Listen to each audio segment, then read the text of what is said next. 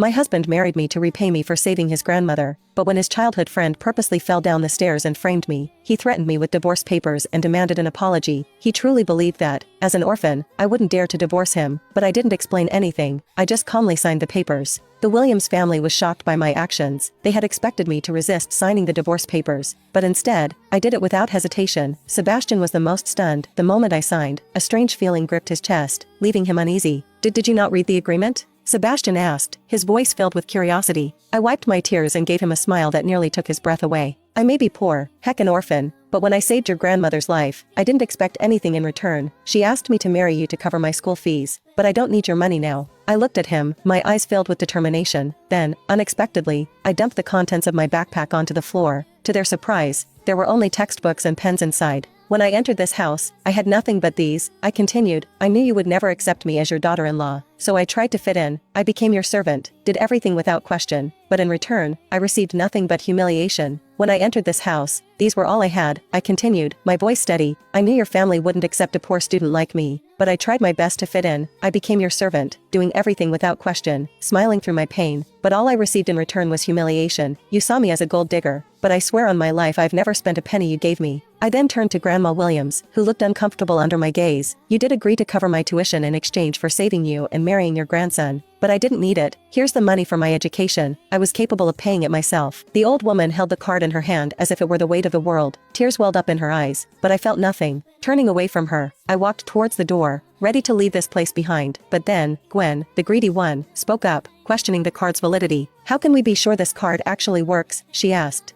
I paused, turned, and met her with a cold, icy gaze. "You don't think you can check with the bank? Unlike you, I'm not afraid of losing money," I said calmly, sending a shiver down everyone's spine. Ignoring their reactions, my eyes landed on Ariana, who was lying in Sebastian's arms, pretending to be weak. A small smirk flashed across her face, and that's when it hit me. She had faked her injuries to manipulate the situation and get me out of Sebastian's life. Fury surged through me. I marched back to Sebastian and Ariana, who shrank back at my anger. "What? Do you regret signing the papers now?" Sasha jeered, but I ignored her and focused on Ariana. "Miss Blake, I have one last question for you. Did I or did I not push you?" Ariana shrank back, covering her face in fear. Seb, I'm scared. Please make her go away." "Serenity, you've already signed the divorce papers. What more do you want?" Sebastian asked coldly, his expression frozen. I laughed, but it was hollow and full of pain. Then, without warning, I slapped Ariana across the face. Her shocked expression was priceless. Serenity," Sebastian yelled, standing up, his face turning red with fury. His fist was clenched, but before he could do anything, I slapped him too, the sound echoing in the room. The entire family gasped, but I didn't care. That slap is for falsely accusing me of something I didn't do. "If I had known you were plotting against me, I would have pushed you down the stairs myself," I said, my voice steady, though anger simmered beneath the calm. Turning to face Sebastian, I mocked him. "What's wrong, Sebastian? Does it hurt to see your childhood friend get slapped? Well, imagine how I feel. You chose her over me,